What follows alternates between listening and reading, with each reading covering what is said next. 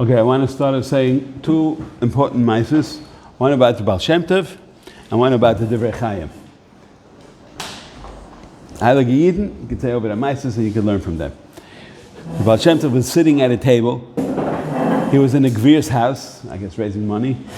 And there was also somebody who was considered a Baal Darshan who was sitting at the table also. So then, they were putting out the food. So this Baal Darshan was we'll call a Baal Basar, because my topic tonight is about Basar. And so he was a Baal Basar, and he enjoyed eating. And people saw this big, huge guy, and he didn't take one piece of fish. He took the whole tray of fish, and he ate up the whole tray. And then they came and they served the next course. And he did the same thing every time. He ate up the entire tray. Obviously, I guess there was enough for the other people, but the people were enjoying watching this guy just, pound away the food. And bli hefsek. In other words, we'll say that the kedusha of achila didn't seem obvious. It was just eating l'shem te'ovan. So it seemed. And then it came time for the guy to speak. So then when he came time for him to speak, so everyone was already laughing at him. This guy who's pressing zichron, he's going to speak. Meantime, the Baal Shem Tov sitting there, and he watched this whole thing, and he got very upset. And he said, and he listened to the drasha of this Baal Darshan, and he said that the guy is a murder Talmud Chacham, and that every word that he said in his drasha was mipi aliyah. The musa of the story is, that's the story. The musa of the story is, first of all, we can't wissen why people eat too much. That's number one.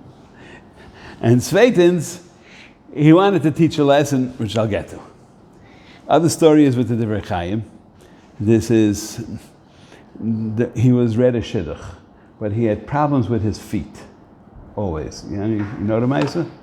He had problems with his feet. The kitzah, so the shidduch that was read to him was the daughter of the Birkas Avram, I think that if I'm not mistaken, and who was a Heilige Yid in those days. So he wanted to do that shidduch, but he limped. Baruch Tam. Oh, okay. He limped, and the girl was not interested in the shidduch because he wasn't so. He was also short, and he limped, so he had chesroinus. So the girl was not interested. So they read the shidduch, and the girl said b'shem panim ha'ifin, not interested. So before he was about to go, so he asked if the girl could come into the room to talk to him. So she came into the room to talk to him, and he tells her, he says, you should know something. She says, what? He said, you should know that all these Yisurim that I have were really supposed to go to you. And since Ishtay Kegufay, so I daven very stark in Shamayim that these Yisurim should not go to you, that they should come to me. And therefore, if you don't marry me, they're all going to go to you. Because I did it only. It should be Ishtay Kegufay. But since you're not going to be Gufay, so then all the Yisurim are going to go to you. So of course she was masking. I think I saw a mirror. I'm just telling you. And he won. I'm just. Okay, that definitely adds flavor to the story. I didn't see that in where I got it from. Okay. Now, they came to the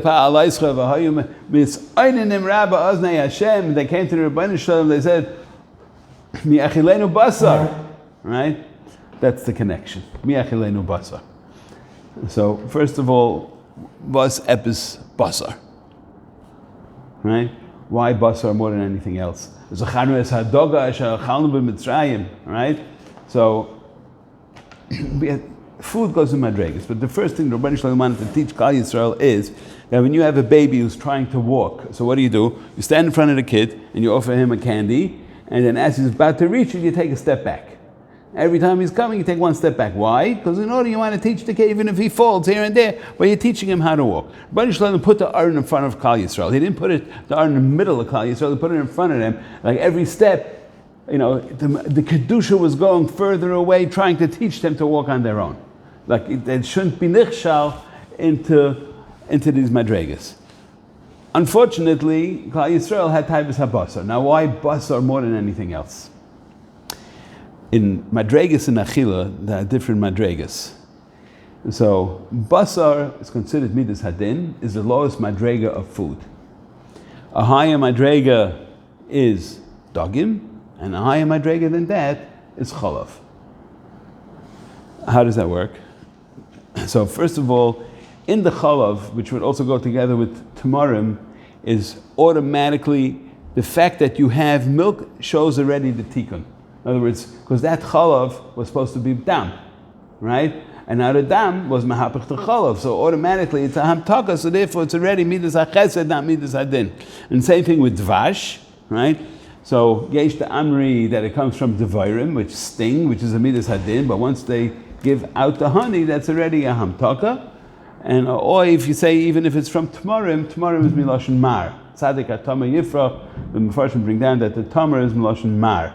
So here you have the honey coming from the tamar, that's a hamtaka of the din automatically. So those two on the highest madrega, which is also why it says eretz zovas chalav v'dvash. What's up is those two? It's because those represent hamtakas hadin, which in Eretz Yisrael is the easiest place to get a hamtakas hadin, because that's the makom hashras hashchina, makom kedusha. Now, if you take, that's on chalav, dogim. How do you eat fish?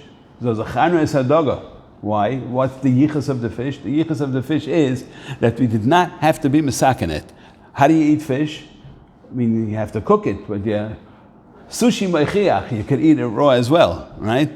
I'm saying, but there's no din shchita, there's no din melicha, there's nothing to do. You take the fish, there's no din even menachai. I went fishing, I caught a fish, I can take a bite right out of it.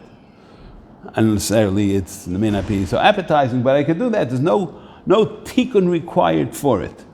Basar, the word basar, this I would have made it up, but I saw it in a Ben Ish Chai, so I didn't have to.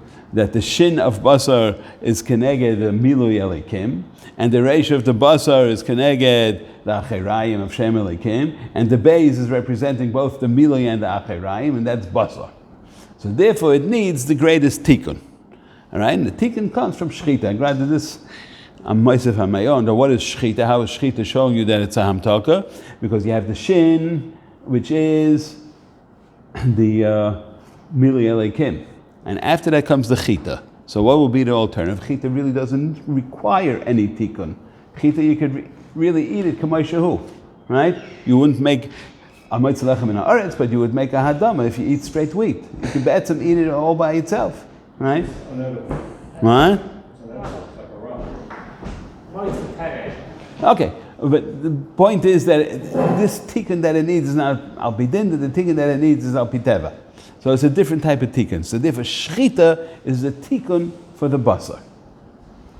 So this, when they said zachanu as hadoga, means they wanted that basar should be the same as doga. Just like dogim don't need any tikkun, I can eat it kamay shehu. So to basar, I should be able to eat it kamay shehu. And v'ayid,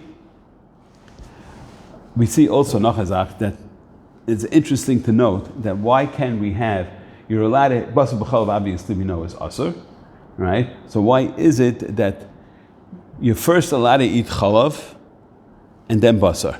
You wash your mouth out, you could go straight. Masha'en came basar, you have to wait 6 hours. Why? It should be both ways. Why is it one you could do first and then the other one you can't do first?